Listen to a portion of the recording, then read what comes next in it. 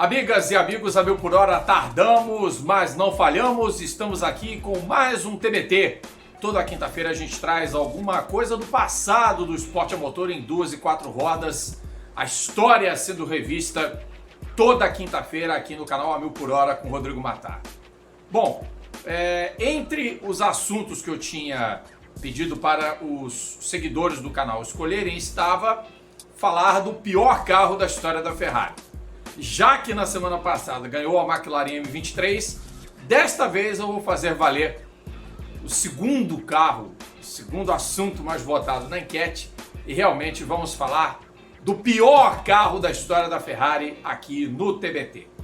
Era uma vez uma equipe que estava nos anos 1970 mal das pernas, não vinha bem com os seus projetos 312B, mas que de repente em 1974, sob os auspícios de uma mudança de direção que trouxe a bordo o jovem Luca de Montezemolo, a Ferrari voltou às boas. Foi vice-campeão mundial de construtores em 74, quase levou o Clay Regazzoni ao título daquele ano, mas em 75, com a introdução do modelo 312T de câmbio transversal, começaria uma escalada de vitórias e sucessos da marca de Maranello. Mais uma das inúmeras escaladas de sucessos e vitórias da marca de Maranello. Com Niki Lauda a bordo, junto com Clay Regazzoni, a marca conquistou o título mundial de construtores em 75 e 76 e em 77, já com Carlos Reutemann no lugar de Regazzoni, a Ferrari foi novamente campeã de construtores. 3 vezes campeã consecutiva entre 75 e 77, com Lauda sendo campeão mundial de pilotos 2 vezes e, por conta do acidente de Nürburgring, perdendo o título que parecia certo em 1976. Depois Lauda, pressionado por uma crise política, na qual Daniele Audetto, que sucedera Luca de Montezemolo, demitiu o seu mecânico de confiança Hermano Cuoghi, Lauda deu as costas para a Ferrari e assinou com a Brabham. Veio Gilles Villeneuve para o lugar do piloto austríaco. E depois da saída de Carlos Reutemann no fim da temporada de 78, chegou o troglodita George Scheckter.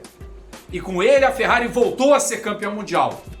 Com o modelo 312 T4 vieram 6 vitórias, 113 pontos conquistados no Campeonato Mundial de Construtores, título mundial para o sul-africano, vice para o canadense, e a Ferrari era a melhor equipe da Fórmula 1. Não necessariamente com o melhor carro, coisa que a Ferrari não tinha. Na verdade, a Ferrari já padecia em 1979 de problemas tecnológicos comparado a rivais como a Lotus, que inovara com o carro Asa em 78, a própria Brabham, que tinha o Fan-Car, que venceu o GP da Suécia com Niki Lauda, a Williams, que foi a grande força da segunda metade do campeonato de 79, e a Ligier, que dominou a primeira metade do campeonato, sem contar a Renault, que já impressionava com o carro de motor turbo pela potência e pela velocidade. Era preciso a Ferrari tentar fazer alguma coisa diferente. E ela, pelo menos no campo da pesquisa de aerodinâmica, ela tentou inovar, mas era praticamente impossível. Enquanto todos os outros carros, os garagistas e a Renault, faziam carros já com estruturas de monocoque de alumínio, a Ferrari fazia seus carros em chassis tubulares. Então, toda a dificuldade do carro era concentrada exatamente na falta de downforce. E por mais que a 312 T4 fosse um carro mais homogêneo, um carro consistente, capaz de dar a Scheckter e a Villeneuve campeonato e vice de pilotos e a marca de Maranello o título mundial de construtores em 79, isso não foi possível se repetir em 1980. No ano em que os carros estavam com os numerais 1 e 2, a 312 T5, mais um projeto da linhagem de carros de câmbio transversal projetados por Mauro Forghieri, foi um absoluto desastre. O carro não tinha aderência, praticamente não funcionava no frio e tinha uma enorme dificuldade em ter velocidade, muito embora Gilles Villeneuve tenha conseguido o 3º lugar no grid do Grande Prêmio do GP do Brasil em Interlagos em 1980 e arrancado na dianteira na ponta, na frente da Renault de Jean-Pierre Jabouille, que fizeram a pole position. Um dos problemas da falta de aderência, além da concepção ultrapassada e anacrônica do carro, como vocês podem ver por essa imagem de um chassi nu da Ferrari 312 T5, que tinha motor 12 cilindros opostos, o que também não ajudava a gerar downforce, ao contrário do motor turbo, e também do motor Ford Cosworth, que era mais compacto. O chassi tubular também não gerava downforce e tampouco os pneus Michelin, pelo menos no carro da Ferrari, não tinham performance. Não raro, os carros da Ferrari tinham que parar para trocar de pneu. E um desses casos de uma corrida de recuperação de Villeneuve após uma parada de boxe, já estou citando, já dando spoiler, é o GP de Mônaco de 1980, em que o canadense, com um carro com um aerofólio diminuto na traseira e também na dianteira, ele faz uma corrida monumental de recuperação. Vem ultrapassando, conseguindo coisas absurdas com um carro muito ruim. E tem uma frase do Gil Ferreira que foi lembrada na live entre este que vos fala e Luiz Alberto Pandini na última terça-feira, que Villeneuve não se entende, se aceita. E realmente o que Villeneuve fazia era coisas do arco da velha. Com um carro horroroso, ele ainda conseguiu pontuar 4 vezes naquele campeonato de 1980. George Scheckter não encontrou motivação alguma para ser competitivo. No máximo nos brindou com colunas deliciosas na revista Autosport inglesa, que eram editadas e traduzidas para o português na 4 rodas.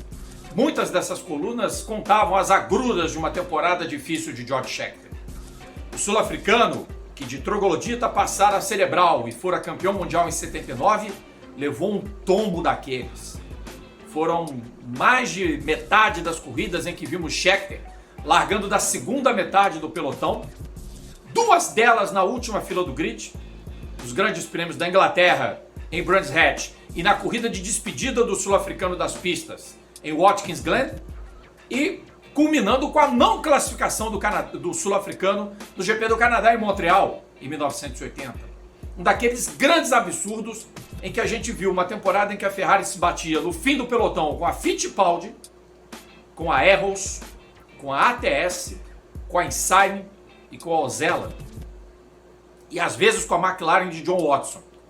Quando muito, só andava na frente da Theodore Shadow. É inacreditável o estado de coisas que foi a temporada de 80 para a Ferrari. Quando você olha a classificação do Mundial de Construtores, é de chorar. Penúltima colocada entre as equipes que pontuaram. Apenas 8 pontos somados, o pior desempenho da história da Ferrari. E muita gente ainda diz que a SF1000 do ano passado era um carro muito ruim. Era um carro ruim, mas conseguiu 3 pódios pelo menos. 2 com Charles Leclerc e 1 com Sebastian Vettel. Só que Vettel não é George Scheckter. Vettel, caiu fora, já foi para Aston Martin. E Villeneuve e Leclerc também não se equivalem. O canadense era outra história, era um outro estilo de pilotagem de uma outra Fórmula 1. Leclerc é um piloto promissor, ainda pode se salvar.